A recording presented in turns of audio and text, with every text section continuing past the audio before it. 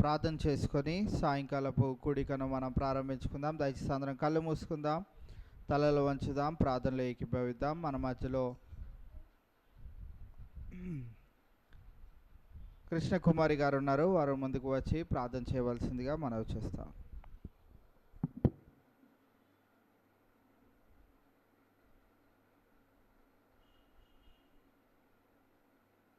నండి స్తోత్రం స్తోత్రం మహాపరిశుద్ధుడా దయగల తండ్రి, నీ బంగారు పాదములకు వందనాలయ్యా. ఈ సమయాన్ని ఇచ్చినందుకు నీ కోట్ల స్తోత్రాలయ్యా.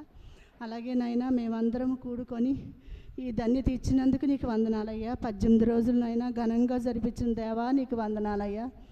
మరి 19వ రోజునైనా నీ బిడ్డలు ఇంకా త్వరపట్టి వస్తాను కృప చూపించండి తండ్రి. పాటల ద్వారా నిన్ను మహింపరచ ఆశపడుతూ మరి పాస్టర్ గారు వాక్యం చెప్తుంటే నాయన అది విడిచిపెట్టకుండా మా జీవితాల్లో సహాయం చేయమని, నూరెంతలుగా ఫలించే కృపను మాకు అందరికీ దయచేయమని నా ప్రభు నా రక్షకుడు యేసు శక్తిగల నామమున అడిగి వేడుకున్నాం మా పరమ తండ్రి. ప్రేమించెను నన్ను ఎంతగానో కరుణించెను అన్న పాట పాడు. నన్నెంతగానో ప్రేమించెను, నన్నెంతగానో కరుణించెను, నన్నెంతగానో ప్రేమించెను, నన్నెంతగానో కరుణించెను. నా యేసుడు నా పాపము నా శాపము తొలగించెను, నన్ను కరుణించెను, నన్నెంతగానో ప్రేమించెను, నన్నెంతగానో కరుణించెను.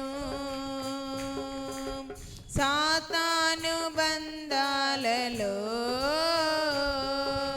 జీవంపుడంబాలలో, సాతాను బంధాలలో జీవంపుడంబాలలో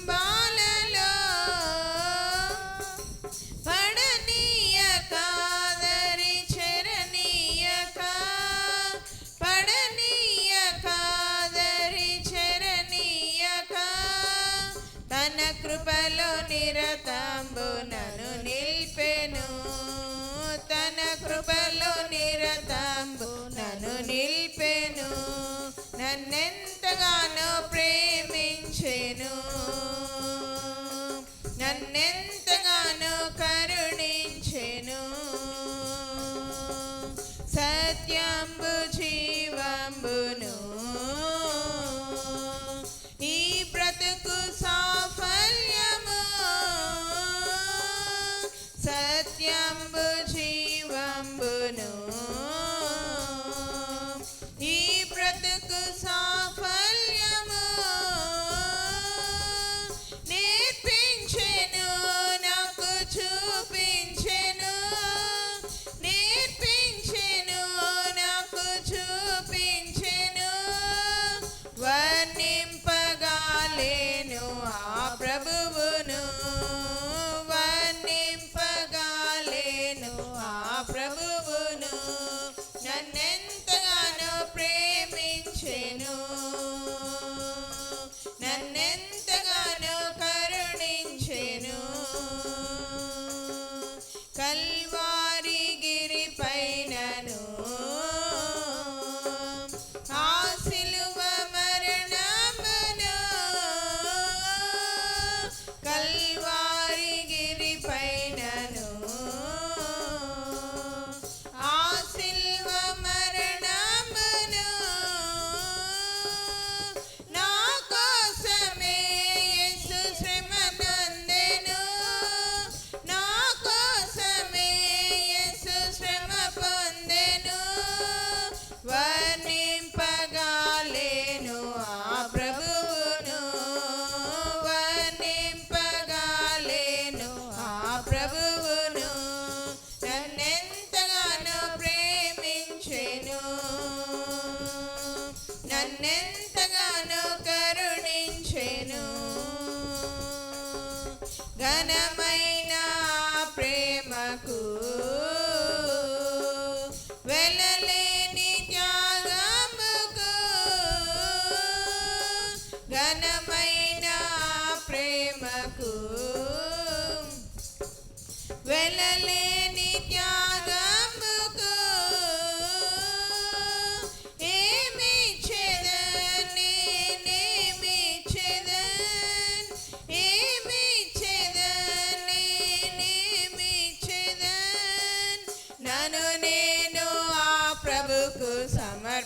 సమర్పింతును నన్ను నేను ఆ ప్రభుకు సమర్పింతును నన్నెంతగానో ప్రేమించెను నన్నెంతగానో కరుణించెను నా యేసుడు నా పాపము నా శాపము తొలగించెను నన్ను కరుణించెను నన్నెంతగానో ప్రేమించెను నన్నెంతగానో కరుణించెను. ముక్తిని చేస్తున్నామం శాంతిని చేస్తున్నామం అన్న పాట పాడు. ముక్తిని చేస్తున్నామం శాంతిని చేస్తున్నామం ముక్తిని చేస్తున్నామం శాంతిని చేస్తున్నామం సిలువపై నీవు మరణించావు సిలువపై నీవు మరణించావు పాపము బాపావు మాదు పాపము బాపావు పాపము బాపావు మాదు పాపము బాపావు ముక్తిని చేస్తున్నామం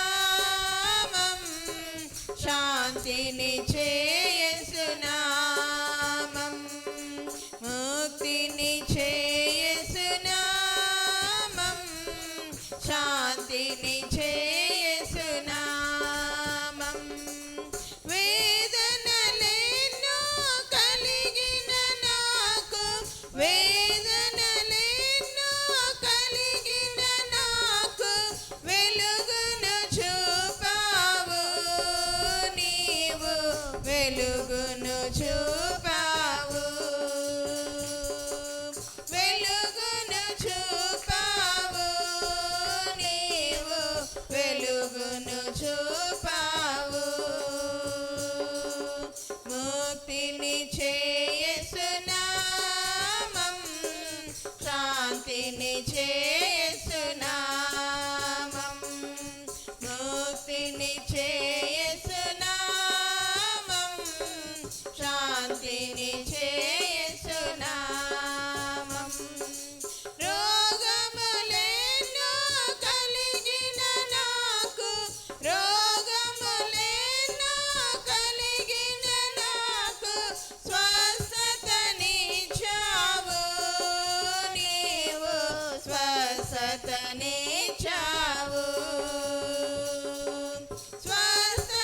స్వస్థతనిచ్చావు నీవు స్వస్థతనిచ్చావు ముక్తిని చేస్తున్నామం శాంతిని చేస్తున్నామం ముక్తిని చేస్తున్నామం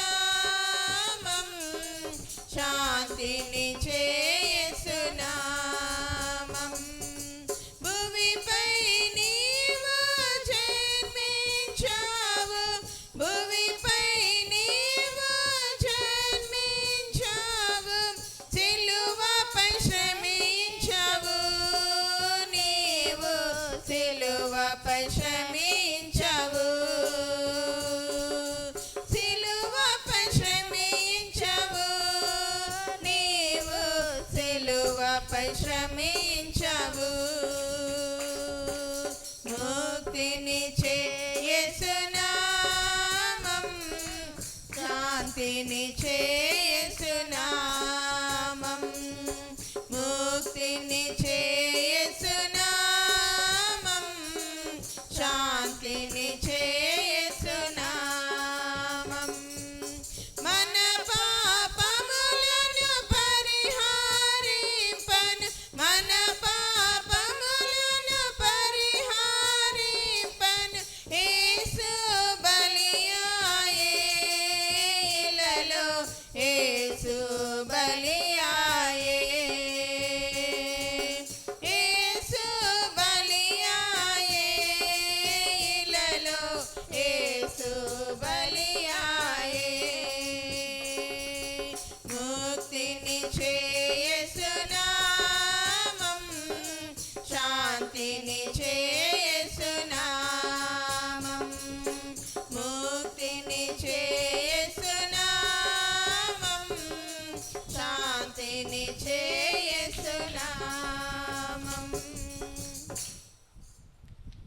ఆశ్చర్యమైన ప్రేమ కల్వరిలోని ప్రేమ అన్న పాట. ఆశ్చర్యమైన ప్రేమ కల్వరిలోని ప్రేమ, మరణము కంటే బలమైన ప్రేమది, నన్ను జయించని ప్రేమ. మరణము కంటే బలమైన ప్రేమది, నన్ను జయించని ప్రేమ. ఆశ్చర్యమైన ప్రేమ, పరమును వీడిన ప్రేమ, ధరలో పాపిని వెదకిన ప్రేమ. పరమును వీడిన ప్రేమ, ధరలో పాపిని వెదకిన ప్రేమ.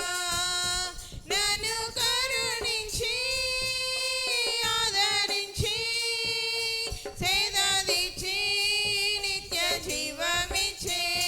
నన్ను కరుణించి ఆదరించి సేదదీచి నిత్య జీవమిచ్చే.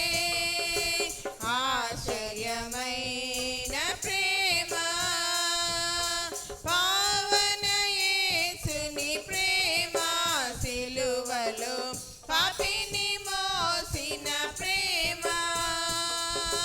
పావన యేసుని ప్రేమ, సిలువలో పాపిని మోసిన ప్రేమ.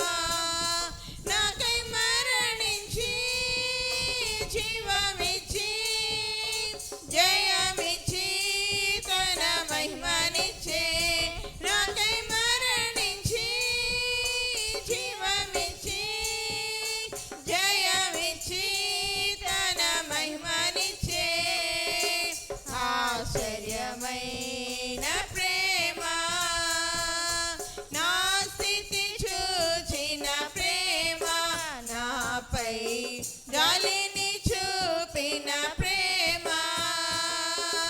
నా స్థితి చూచిన ప్రేమ, నాపై జాలిని చూపిన ప్రేమ.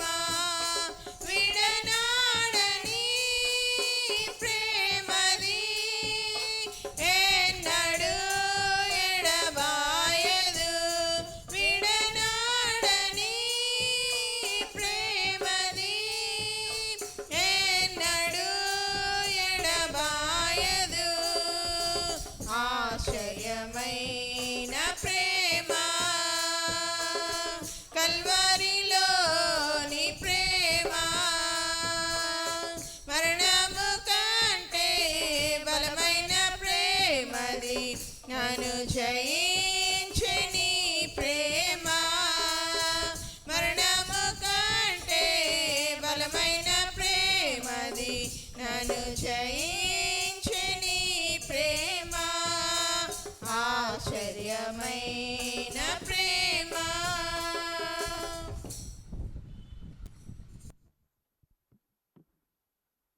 పాడి దేవుని మహింపరిచిన బిడ్డలకి ప్రత్యేకమైన వందనాలు తెలియజేస్తూ, ఈ యొక్క సమయంలో ఎవరైనా ప్రత్యేకమైన పాట పాడాలని ఆశ కలిగి ఉన్నట్లయితే సమయాన్ని ఇస్తా ఉన్నాం. సమయాన్ని సద్వినియోగం చేసుకోవాలని మనవి చేస్తా ఉన్నాం.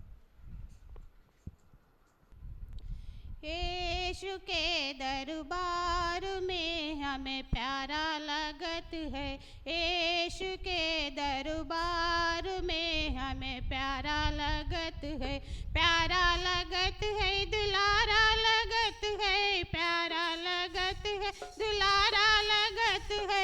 यीशु के दरबार में हमें प्यारा लगत है, यीशु के दरबार में हमें प्यारा लगत है।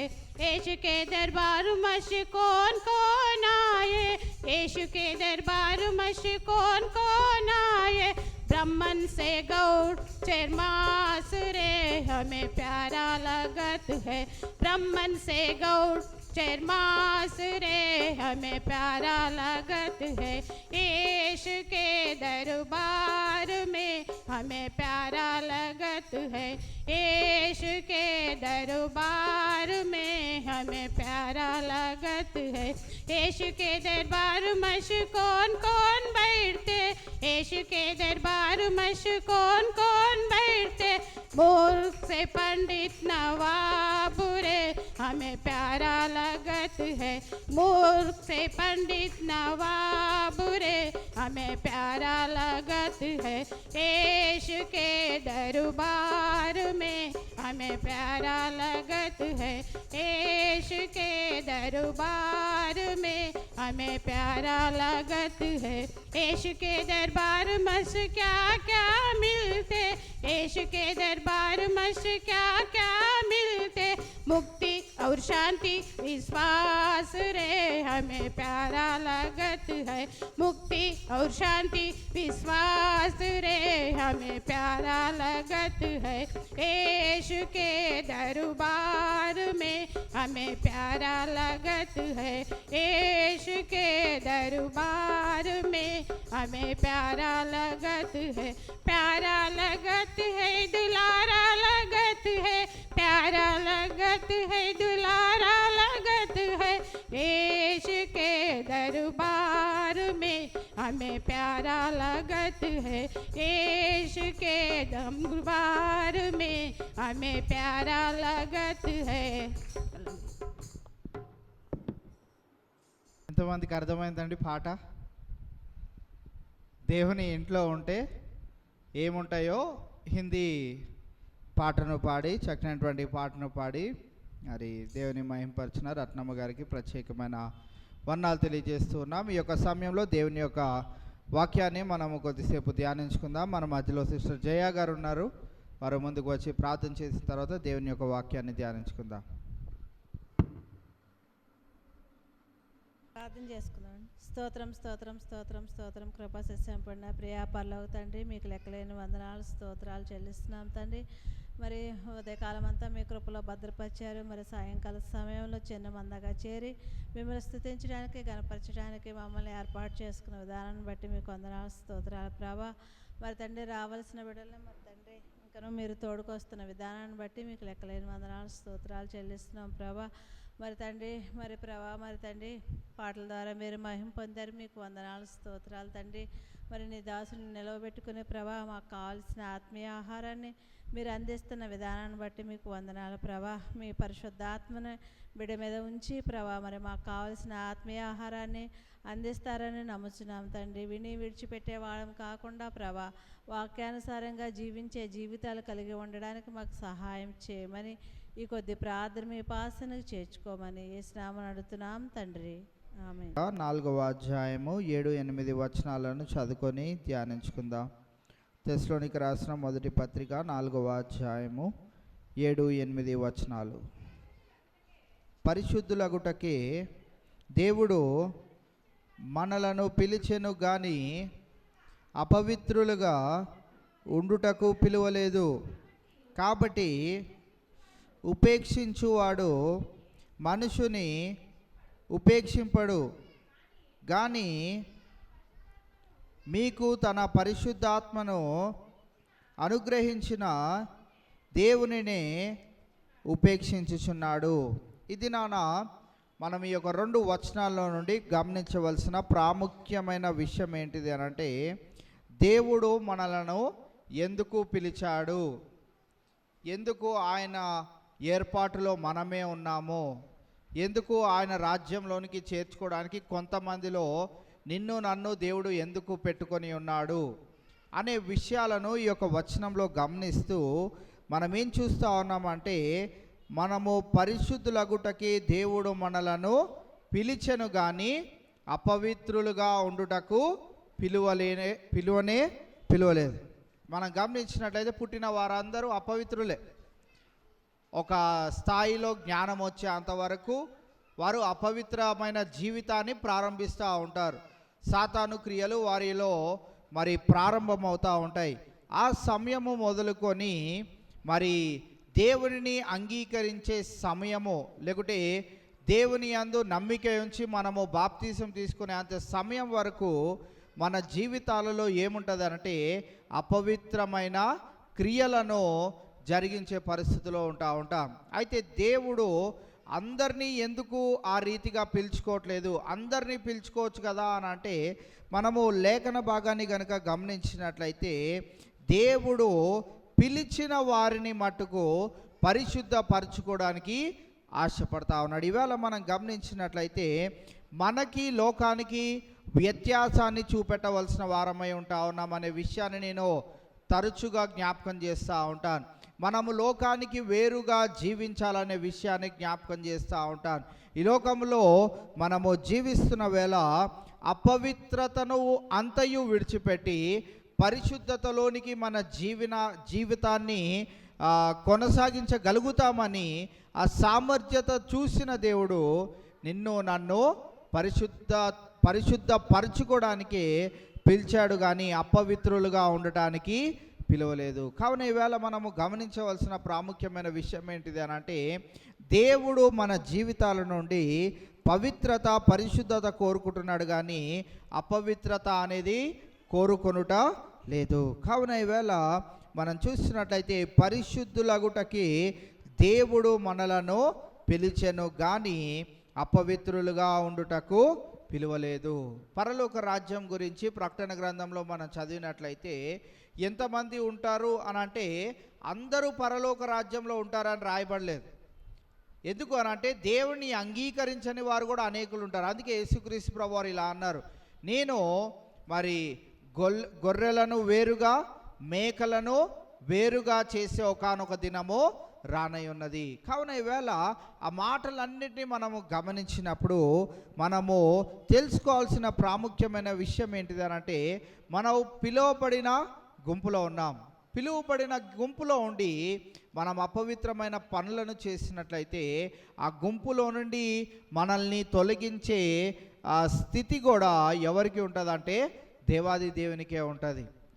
అందుకే అలా ఎలా కుదురుతుందండి? రక్షింపబడ్డ వారికి ఇంకా శిక్ష ఉండదు అని, బాప్తిసం పొందుకుంటే మాకు పరలోక రాజ్యం ఖచ్చితమని దేవుని యొక్క వాక్యమే సెలవిస్తుంది కదా అని అంటే, ఒకవేళ నిజమైన రక్షణ, నిజమైన మారుమనసు, నిజమైన బాప్తిస్మం కనుక నీ జీవితంలో నీవు కలిగి ఉన్నట్లయితే నీవు ఖచ్చితంగా అపవిత్రమైనటువంటి క్రియల్లో నుండి రోజువారీగా పరిశుద్ధతలోనికి నడిపింపబడతా ఉంటావు. ఈరోజు మన జీవితంలో ఒక అపవిత్రత అనేది 50% వరకు ఉంది, పరిశుద్ధత 50% వరకు ఉంది.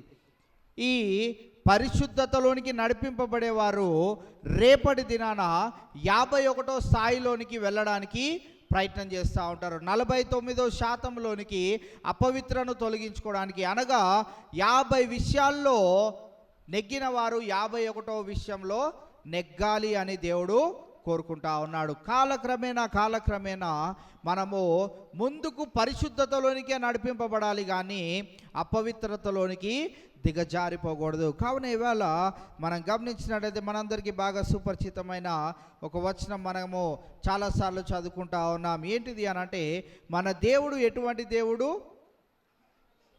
పరిశుద్ధుడు. ఆయన పరిశుద్ధుడు కనుక మనం కూడా ఎలా ఉండాలంట? పరిశుద్ధులుగా ఉండాలి. ఈ ఇంటర్మీడియట్ చదివే బిడ్డలు అయితే బాగా తెలుస్తుంది, చదివేసిన వాళ్ళకి కూడా తెలుస్తుంది. ఇప్పుడున్న ఇంటర్మీడియట్ ఎలాంటిది అని అంటే, వాళ్ళు ఇంటర్మీడియట్లోకి వెళ్ళగానే 10th క్లాస్ మార్క్స్ని చూసుకొని ఒక సెక్షన్లో కూర్చోబెడతారు. వాళ్ళు ఒక సెక్షన్లో కూర్చోబెట్టిన తర్వాత అక్కడి నుంచి ఒక 5-6 సెక్షన్లు ఉంటాయి.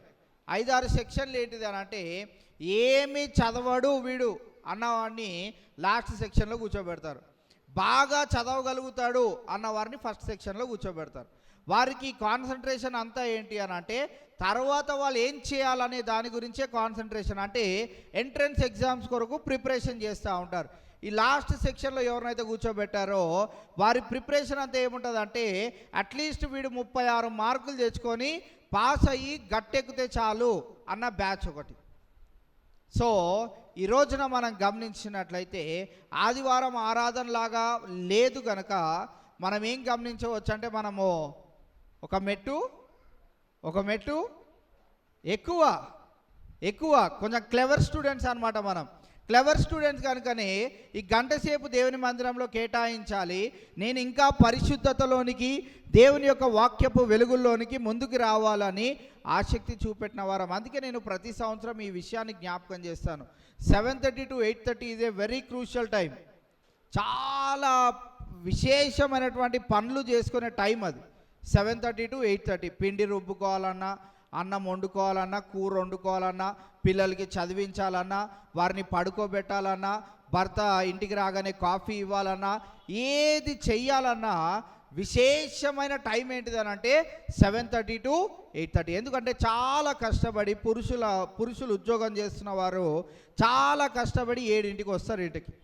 లేకుంటే ఇంకా ట్రాఫిక్ ఎక్కువ ఉంటే 7:30కి వస్తారు. ఆ టైంలో మీరు ఎక్కడ ఉంటున్నారంటే దేవుని మందిరంలో ఉంటున్నారు. అంటే మీకు ఎంత దేవుని పట్ల వారికి కూడా ఎంత అమూల్యమైనటువంటి ప్రేమ ఉన్నది, లేకుంటే ఆ బాధ్యత ఉన్నదనే విషయాన్ని మనము కనుగొనగలుగుతున్నాం. మిమ్మల్ని ఒకవేళ ఏంటో నేను వచ్చేటప్పటికి నువ్వు రోజు చర్చ అంటున్నావు, ఇలా 40 దినాలు వెళ్ళిపోవడమేనా, ఇంకా ఆదివారాలు 40 రోజులు రోజు అక్కడే ఉండవే ఇంకా అన్నవారు కొంతమంది ఆగిపోయి ఉన్నారు ఆల్రెడీ. అర్థమవుతుందా మీకు? ఆల్రెడీ ఆగిపోయి ఉన్నారు. వారు లాస్ట్ సెక్షన్లో లేరు. వారికి ఆసక్తి ఉంది కానీ పర్మిషన్స్ లేవు. ఆసక్తి లేని వారు ఆల్రెడీ 36 మార్కులు పాస్ అయ్యాం కదా చాలే అని ఇంట్లో ఉన్నారు. మనం క్లెవర్ స్టూడెంట్స్గా ఉన్నాం. ఈ మధ్యలో ఉన్న సెక్షన్స్లో ఎవరు అని అంటే వెళ్ళాలని ఉంది కానీ వెళ్ళలేని పరిస్థితులు. కావున ఈవేళ మనం అన్నిటినీ జయించుకొని దేవుని కొరకు ఈ రీతిగా ఆయన దేవుని వాక్యం వినైనా అట్లీస్ట్ మనమన్నా అపవిత్రతలో నుంచి పరిశుద్ధతలోనికి మార్చబడగలిగినట్లయితే నా జీవితానన్నా చూసి ఒక్కరైనా మార్పులోకి వస్తారేమో అనే ప్రయత్నం అన్నా మనము చేయవలసిన వారమై ఉన్నాం. కావున లేవీయులకు రాసిన గ్రంథాన్ని కూడా మనం చదివినట్లయితే 11వ అధ్యాయము 44వ వచనంలో మనం ఇదే మాటను చూస్తాం. ఆయన పరిశుద్ధుడు గనక, ఒకసారి ఆ వచనాన్ని చదివితే లేవీయులకు రాసిన లేవి కాండము 11వ అధ్యాయము 44వ వచనం. నేను మీ దేవుడనైన యెహోవాను, నేను పరిశుద్ధుడను గనుక మీరు పరిశుద్ధులై ఉండునట్లు మిమ్మును మీరు పరిశుద్ధ పరుచుకొనవలెను. మనం ఇక్కడ గమనించినట్లయితే నేను పరిశుద్ధుడను గనుక, ఆయన దగ్గరికి వెళ్ళినప్పుడు కూడా ఆయన ఎవరిని ఆయన సన్నిధికి చేర్చుకుంటాడంటే బాగా క్లెవర్గా ఉన్న స్టూడెంట్స్ని ఆయన చేర్చుకుంటాడు. అందరికీ లేదు అవకాశం, అందరికీ లేదు అక్కడ రావడానికి. అందుకే ఆయన లెక్కతో సహా మనకి తెలియజేశాడు ఎంతమంది రానై ఉన్నారు, వారిలో యూదులు ఎంతమంది, ఇశ్రాయేలు జనాంగం ఎంతమంది, మరి అన్య జనాంగంలో నుంచి యేసుక్రీస్తు ప్రభువారిని అంగీకరించి వచ్చిన వారు ఎంతమంది అనే సంఖ్య కూడా మరి ఆయన పరలోక రాజ్యంలో చేరే వారి యొక్క సంఖ్యను కూడా తెలియజేయడం మనం చూస్తూ ఉన్నాం. కావున ఈ దినాన మనము గమనించినట్లయితే ఆయన పరిశుద్ధుడు గనుక, మన భాషలో చెప్పుకోవాలంటే మన తండ్రి అయిన దేవుడు చాలా క్లెవర్ గనుక ఆయన దగ్గరికి ఎవరిని రప్పించుకుంటాడు? క్లెవర్ స్టూడెంట్సే. ఆయన మాట వినేవారిని, ఆయన ఎలా చెప్తే అలా నడుచుకునే వారిని, ఆయన ఎలా ఉండమంటున్నాడో అలా ఉండాలి అని మరి ఆసక్తి చూపేవారిని ఆయన దగ్గరికి రప్పించుకొని ఉన్నాడు. కావున ఈవేళ మనం గమనించినట్లయితే ఆయన పరిశుద్ధుడు కనుక మనము కూడా పరిశుద్ధులుగా ఉండాలి అని ఆయన ఆజ్ఞ ఇస్తున్నట్లు మనం చూస్తూ ఉన్నాం. పరిశుద్ధులగుటకి దేవుడు మనలను పిలిచాను. పరిశుద్ధులుగా ఉండడానికి దేవుడు మనల్ని పిలిచాను. ఆషామాషిగా జీవించడానికి కాదు మనల్ని పిలిచింది. ఆ అపవిత్రత అంతటినే విడిచిపెట్టి పరిశుద్ధతలో ఉంటాము అని దేవుడు మనల్ని పిలుచుకొని ఉన్నాడు అనే విశేషమైన సంగతిని మనము గమనించాలి. ఆ గమనించిన వారు మనం పరిశుద్ధతలోనే ఉండాలి అని ఎరిగి ఉన్నవారు ఇక్కడ 8వ వచనంలో చూస్తే, కాబట్టి ఉపేక్షించువాడు మనుషుని ఉపేక్షింపడు గాని మీకు తన పరిశుద్ధాత్మను అనుగ్రహించిన దేవునినే ఉపేక్షించుచున్నాడు. ఉపేక్షించడం అంటే రిజెక్ట్ చేయడం. మీరు మనుషుల్ని కాదు రిజెక్ట్ చేసేది, పాస్టర్ గారిని కాదు మీరు రిజెక్ట్ చేసేది, పాస్టర్ అమ్మని కాదు మీరు రిజెక్ట్ చేసేది, సంఘంలో ఉన్న వారిని కాదు మీరు రిజెక్ట్ చేసేది. మీరు ఎవరిని రిజెక్ట్ చేస్తూ ఉన్నారు అని అంటే పరిశుద్ధాత్మను మీకు మరి అనుగ్రహించి ఆ దేవాది దేవుణ్ణి మీరు రిజెక్ట్ చేస్తూ ఉన్నారు, మీరు ఉపేక్షించుచున్నారు. మేము పరిశుద్ధంగా జీవించమండి. చాలామందికి ఉండే ఈ పండగ క్రైస్తవులుగా వచ్చే వారికి ఉండే ఇదేంటి అని అంటే మన దేవుని గురించి అన్ని విషయాలు తెలుసు, మన దేవుడు ఎలాంటి కార్యాలు చేయగలుగుతాడో తెలుసు, మన దేవుడిని నమ్ముకుంటే ఏమవుతుందో కూడా తెలుసు. కానీ వారు ఎప్పుడు వస్తారు దేవుని మందిరానికి అని అంటే వారు కేవలము పండగ రోజే వస్తారు. పండగ రోజు వచ్చి వారు పరిశుద్ధులుగా జీవించాలని ప్రయత్నం చేస్తూ ఉంటారు.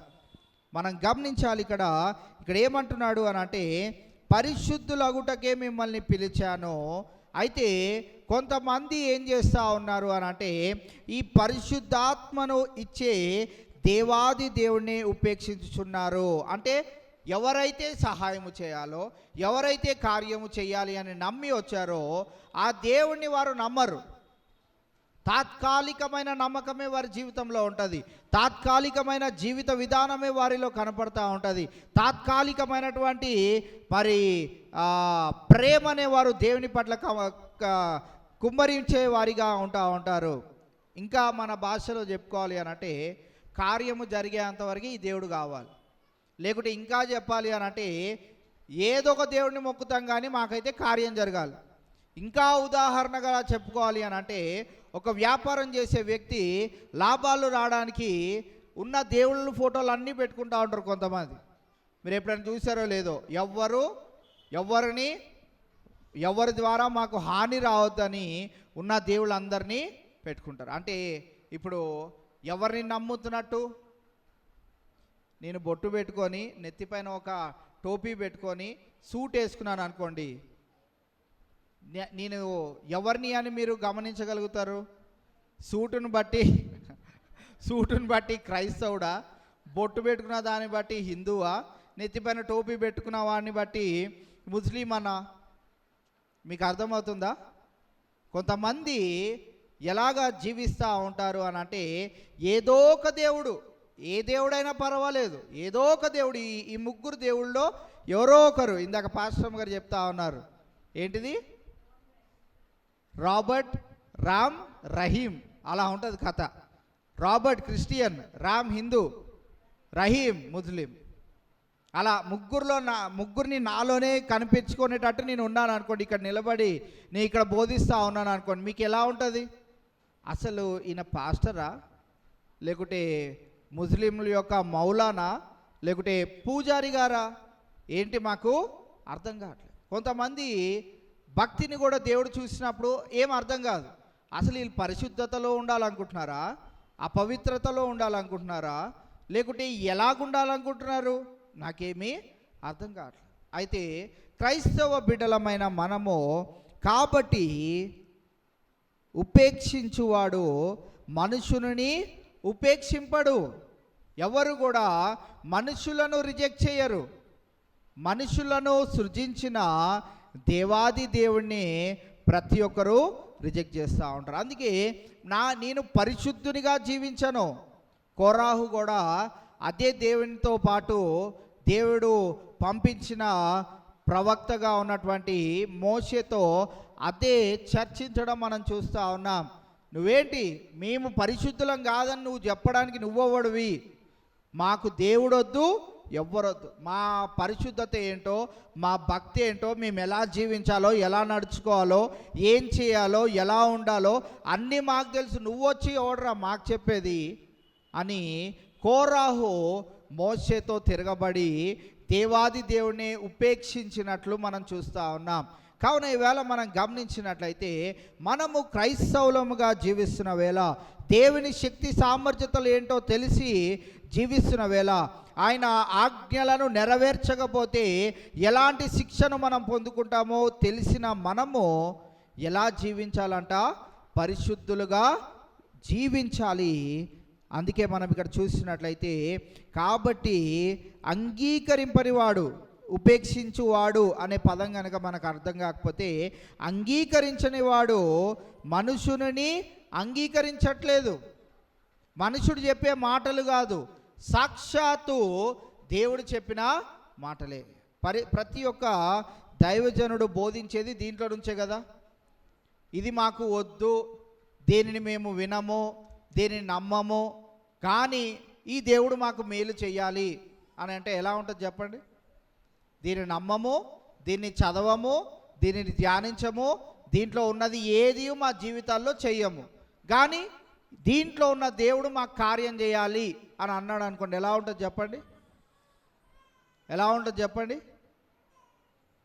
ఉదాహరణకి మీరంతా తెల్ల ముఖాలు వేశారు కాబట్టి ఇంకో ఉదాహరణ ఏంటంటే, మన పిల్లలు వచ్చి నేను ఫలానా పెద్ద కాలేజీలో 1 కోటి రూపాయలు ఖర్చు పెట్టే కాలేజీలోనే నేను చదువుతాను, ఇంకా ఏ కాలేజీలో నన్ను చదివించినా నేను చదవను అని చెప్పి మనము ఆ ఫీజు అంతా కట్టిన తర్వాత ఇప్పుడు వాడు వచ్చి నాకు ఆ చదువు ఎక్కట్లేదు, నేను చదవను అని అన్నాడు అనుకోండి, ఎలా ఉంటుంది?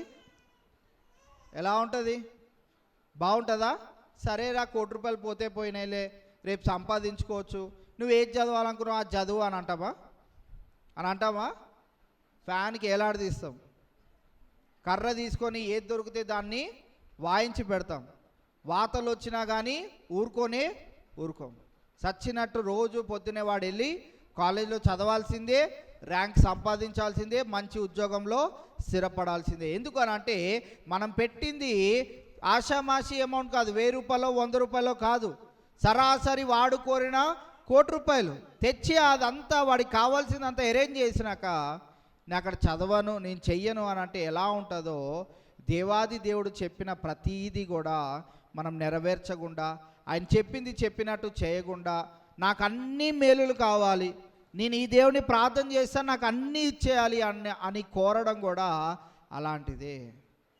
దేవుడికి మంట తెప్పించే పరిస్థితుల్లో మనము జీవించకూడదు. ఆల్రెడీ ఆయన రగిలిపోతూనే ఆయన ప్రవక్తలను పంపించాడు, రాజులను పంపించాడు. అందుకే ఒక ఉపమానం యేసుక్రీస్తు ప్రభువారు తెలియజేస్తూ ఉంటాడు. ఒక తోటకు యజమాని ఉన్నాడంట. ఆ యజమాని తన తోటను కాపాడుకోవడానికి కొన్ని దినాలు ఆయన ఊరు వెళ్ళి కొంతమందిని పెట్టాడు. కొంతమందిని పెడితే వారు ఏం చేశారంటే, ఈ యజమానుడు మళ్ళీ తిరిగి వచ్చేటట్టు లేడు, కానీ మనం ఈ తోటకి మనమే అధిపతులుగా ఉండిపోదామని ప్రయత్నం చేసినప్పుడు, అబ్బో ఇలా ఉందా అని ఆ యజమానుడు గమనించుకొని ఆయన ఏం చేశాడంటే, మొట్టమొదటిగా కొంతమందిని పంపించాడంట. వారు ఎవరంటే ప్రవక్తలు అంటే ఉపమానంలో నుంచి నేను బయటకు తీసుకొచ్చి ప్రవక్తలు అని చెప్తున్నాను. పంపిస్తే, మీరెవర్రా, మా యజమానుడే మమ్మల్ని అడగట్లేదు, మీరెవర్రా మమ్మల్ని వచ్చి అడుగుతున్నారు అని వాళ్ళందరినీ చంపేశారు. తర్వాత ఆయన రాజులను పంపించాడు. అంటే ఇంకా కొంతమంది, ముందు 10 మందిని పంపిస్తే వినలేదని 20 మందిని పంపించాడు. 20 మందిని పంపించిన, మీరెవర్రా, ఆల్రెడీగో 10 మంది ఇక్కడ చచ్చిపోయి ఉన్నారు, 20 మంది మీరెవర్రా అని వాళ్ళని కూడా చంపేశారు.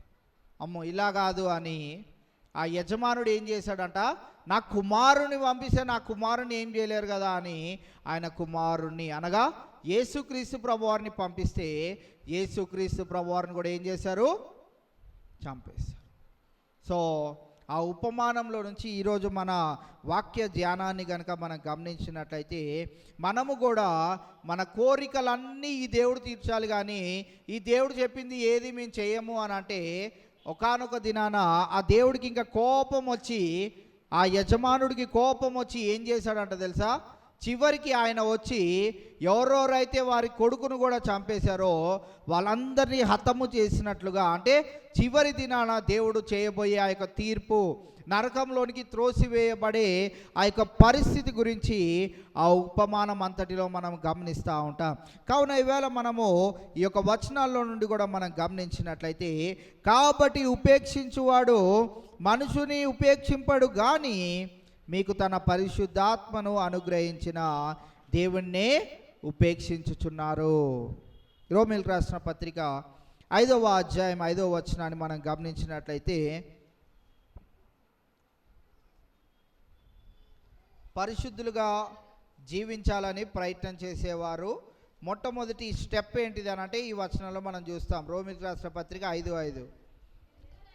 ఎందుకనగా ఈ నిరీక్షణ మనలను సిగ్గుపరచదు, మనకు అనుగ్రహింపబడిన పరిశుద్ధాత్మ ద్వారా దేవుని ప్రేమ మన హృదయములలో కుమ్మరింపబడి ఉన్నది. ఇక్కడ మనం గమనించినట్లయితే ఏ పరిశుద్ధాత్మనైతే చాలామంది వద్దు అని అంటున్నారో, ఏ దేవుడైతే ఆయన కోరికలు తీరుస్తే చాలు కానీ ఆ దేవుడిని మేము ఆరాధించాలన్నా, ఆ ప్రతి ఆదివారం మేము దేవుని మందిరానికి వెళ్ళాలన్నా, ప్రతి ఈ 40 దినాలు దేవుని మందిరంలో సమయాన్ని కేటాయించాలన్నా ఇవన్నీ మేము చెయ్యం.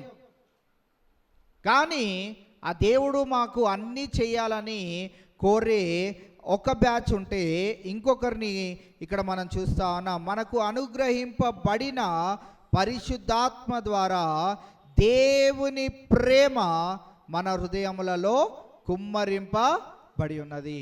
పరిశుద్ధులుగా ఉండాలనుకున్న వారు దేవుని ప్రేమను కనుగొంటారు. దేవుని ప్రేమను కనుగొనడం అంటే ఇందాక చెప్పాను కదా, ₹1,00,00,000 కట్టి మన పిల్లోడు చదవను అని అంటే మనకి ఎంత కోపంగా ఉంటుందో, చదివి ఉత్తీర్ణుడై గొప్పవానిగా ఉంటే ఎంత ప్రేమను కుమ్మరిస్తామో ఇక్కడ మనం గమనించినట్లయితే, ఎవరైతే ఆయన పరిశుద్ధాత్మ కుమ్మరిస్తాను అని ఆయన పరిశుద్ధతను మన జీవితాల్లో కలుగు చేస్తానని ఎవరికైతే దేవుడు ఆజ్ఞ ఇచ్చి పిలుచుకున్నాడో వారు దేవుని ప్రేమను అంటే దేవునికి ఇష్టమైన పనులను చేసేవారిగా ఉండగలుగుతారో వారికి దేవుడు పరిశుద్ధులుగా జీవించడానికి సహాయము చేసేవానిగా ఉంటా ఉన్నాడు. ఎందుకనంటే ఆయన నిత్యము పరిశుద్ధుడు గనుక ఎవరైతే పరిశుద్ధులుగా జీవించాలని ఆశపడతారో వారిని పరిశుద్ధులుగా తీర్చిదిద్దడానికి ఆయన సహాయము చేస్తాడు. దాంట్లో ఈ ఫస్ట్ స్టెప్ ఏంటిది అనంటే, మెయిన్ హెడ్డింగ్ ఏంటిది అనంటే, పరిశుద్ధులుగా ఉండడానికి దేవుడు మనల్ని పిలిస్తే దాంట్లో పాయింట్స్ ఏంటివి అనంటే, ఒక పాయింట్ ఏంటంటే దేవుని ప్రేమ.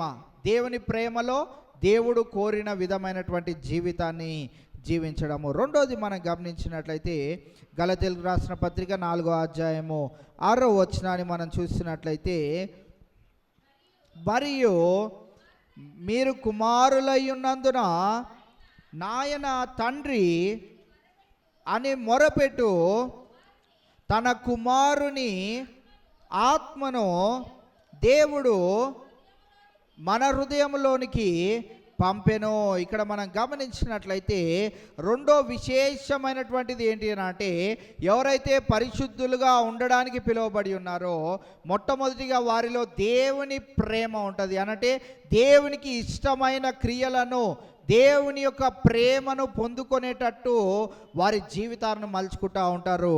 రెండోదిగా మనం చూస్తున్నట్లయితే నాయన తండ్రి అని మొరపెట్టుటకు, అంటే మళ్ళీ మనం 8వ వచనంలోనికి వెళ్తే అక్కడ మనం ఏం చూస్తూ ఉన్నాము అని అంటే, కాబట్టి ఉపేక్షించువాడు మనుషుని ఉపేక్షింపడు. మనం చూసినట్లయితే మనుషుని ఉపేక్షించడు అని అంటే ఒకరు మన గురించి ప్రార్థన చేసే అవసరం లేదు. నీవు గనక పరిశుద్ధతలో జీవించాలి అని కోరినట్లయితే, అలాగా జీవించాలని ఆశపడినట్లయితే చాలు, నాయన తండ్రి అని మొర్ర పెట్టుకొని ఆ యొక్క మహాభాగ్యాన్ని దేవుడు నీకు నాకు కలుగు చేస్తాడు. నీవే ప్రార్థన చేయొచ్చు. నాయన తండ్రి అంటే నీ ప్రార్థనే దేవుడు ఆలకిస్తాడు. నీకు బదులుగా ఇంకొకరు ప్రార్థన చేయ అవసరము లేదు. అది పాస్టర్ గారు కావచ్చు, బిషప్ గారు కావచ్చు, మన కుటుంబ సభ్యులు ఎవరైనా కావచ్చు. కొంతమంది ఇలా అంటూ ఉంటాం, మా కుటుంబంలో మా పితరులు చాలా గొప్పగా ప్రార్థన చేసేవారండి అని అంటాం. వారి ప్రార్థనే మాకు ఇప్పుడు తోడుగా ఉంది అని అంటున్నాం. అయితే ఇప్పుడు వచ్చే తరం వారు మన గురించి కూడా ఏమని చెప్పాలి? రేపు పెద్దగా అయినాక ఏమని చెప్పాలి? మా తల్లిదండ్రులు చేసిన ప్రార్థన చాలా గొప్పది. వాళ్ళు కూడా ఒకవేళ మా నానమ్మ, అమ్మమ్మ, మా తాతయ్య, నానమ్మ చేసే ప్రార్థనలు చాలా గొప్పవి అనంటే మధ్యలో ఉన్న మనమేంటి? మనము వాళ్ళ పేర్లే. మన తర్వాత వచ్చిన వాళ్ళు వాళ్ళ పేర్లే, మనది ఏ లేదు, బెబ్బే.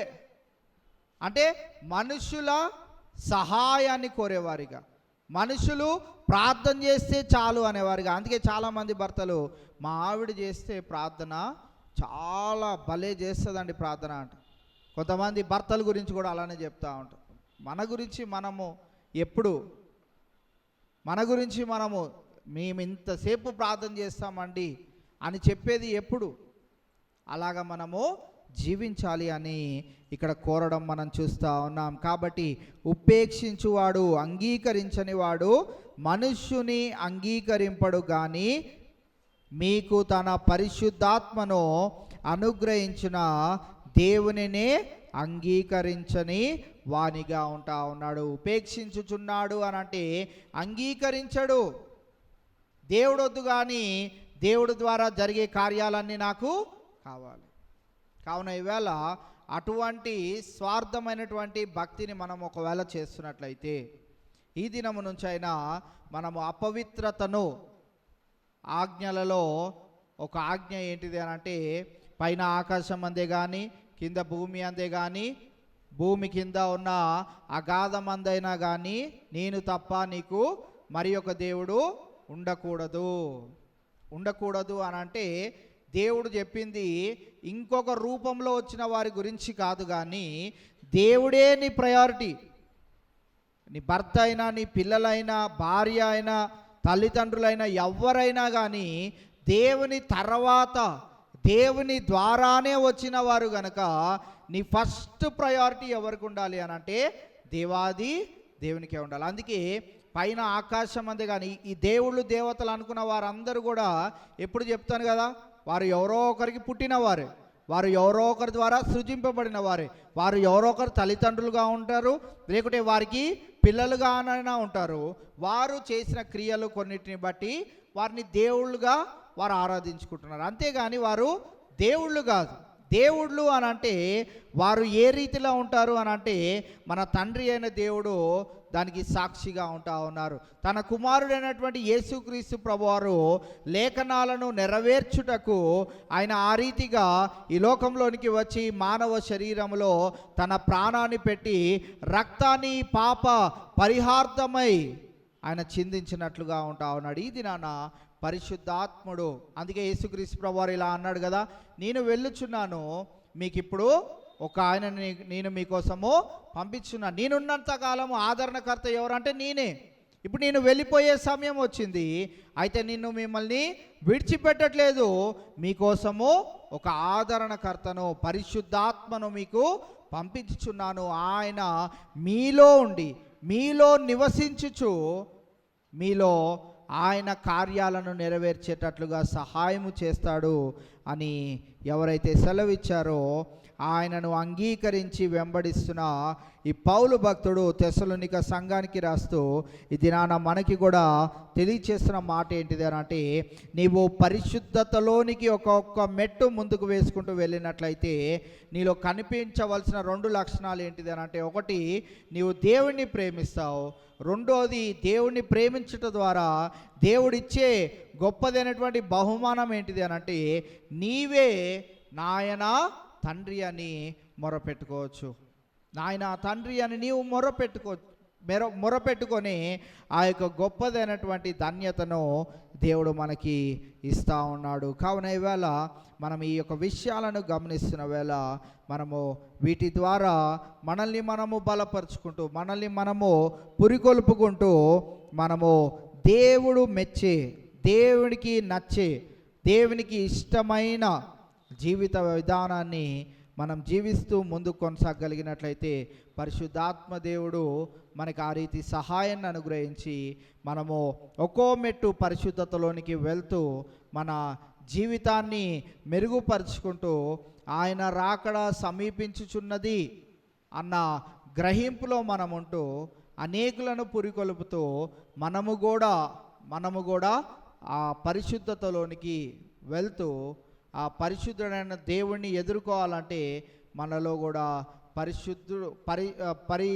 పరిశుద్ధత, పవిత్రత అనేది చాలా విశేషమైనది కనుక వీటిని మనము మన జీవితాల్లో ఉండేటట్లుగా అపవిత్రత అనేది రోజువారీగా తగ్గించుకుంటూ మన మాటలో క్రియల్లో చేసే ప్రతి విధమైనటువంటి పనిపాట్లన్నిటిలో కూడా మనం ఒక్కో మెట్టుగా అపవిత్రతను తగ్గించుకుంటూ పరిశుద్ధతను పెంచుకుంటూ వెళ్ళగలిగినట్లయితే ఆ పరిశుద్ధుడైన దేవుడు ఉన్న స్థలములో నేను కూడా చేరగలుగుతాం. కావున ఈవేళ దేవుడు మనల్ని పిలుచుకున్నాడు, నన్ను రక్షించుకున్నాడు, నేను బలలో చేవేస్తున్నాను, నేను అన్నీ చేస్తున్నాను అని మిగతా వారం రోజులు అపవిత్రమైన జీవితాన్ని జీవించినట్లయితే దేవుడు మనల్ని పిలిచిన వారి లెక్కల్లో ఏమాత్రము ఎంచుకోడు. ఆయన జీవ గ్రంథంలో పేరు ఎవరిది రాస్తాడు అనంటే ఇలా చిటికేస్తే పరిశుద్ధతలోనికి వచ్చేది కాదు, ఇలా చిటికేస్తే మారిపోతాం అనేది కాదు.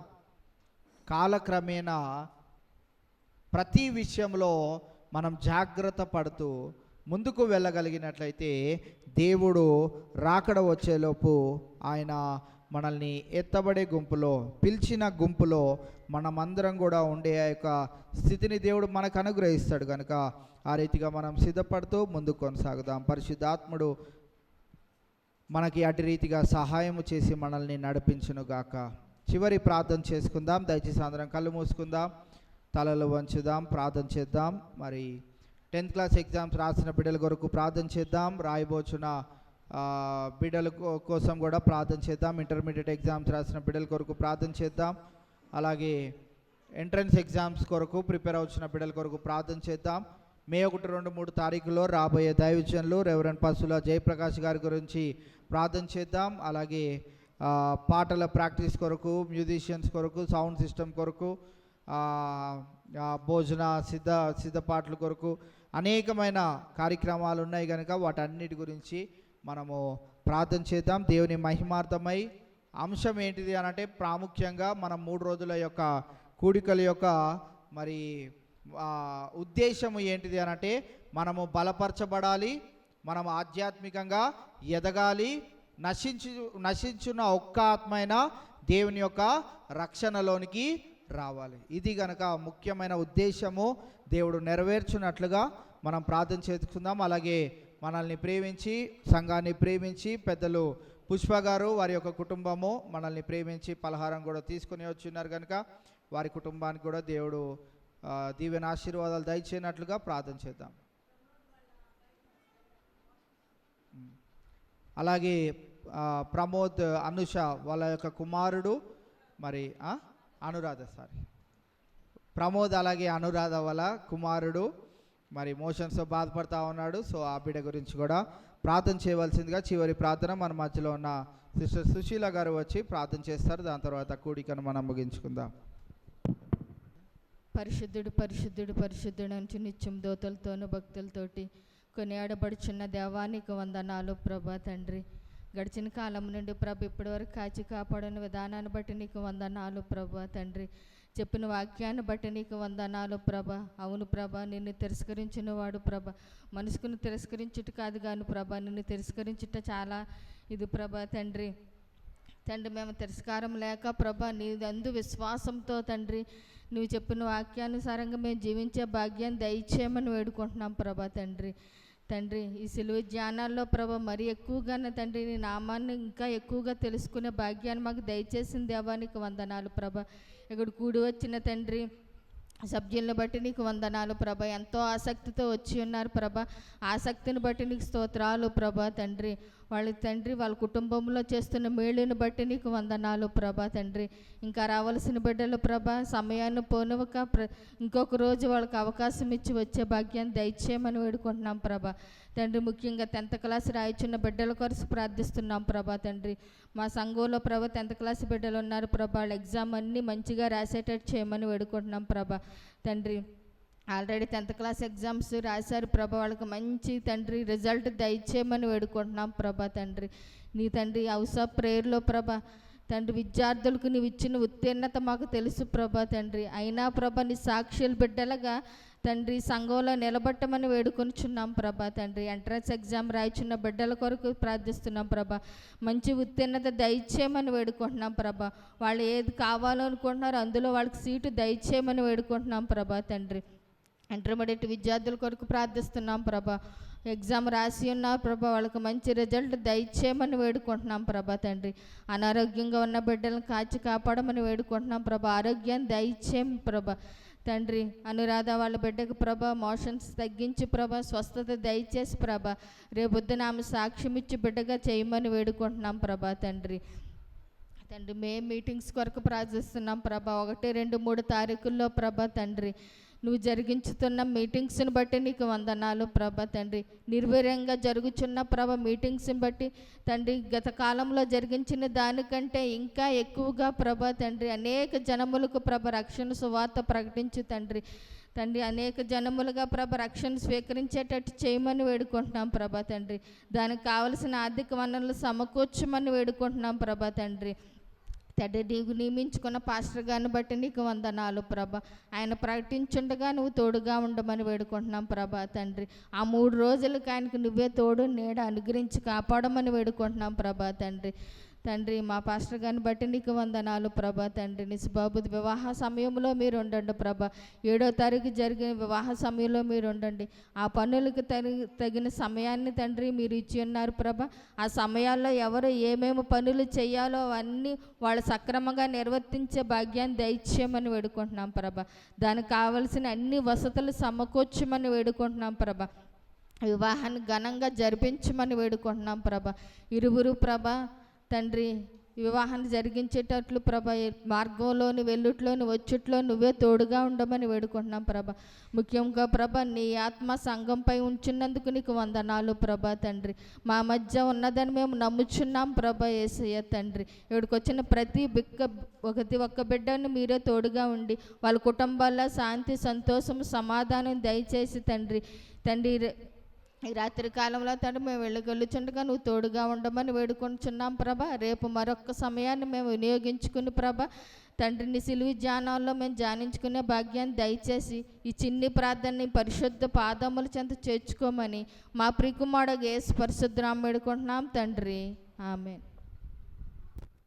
దినాన తిరిగి యథావిధిగా సాయంకాలం 7:30 గంటలకు 20 దినపు సిలువ ధ్యానాల కూడిక మరి జరుగుతూ ఉన్నది కనుక మీరు అందరు గమనించుకొని సమయానికి రావాల్సిందిగా మీకు మనవి చేస్తాను. అలాగే పుష్ప గారు తీసుకొచ్చిన పలహారాన్ని తీసుకొని వెళ్ళవలసిందిగా మనవి చేస్తూ ఈ కూడిక ఇంతటితో ముగిసిందని కూడా తెలియజేస్తా ఉన్నాం. Thank you.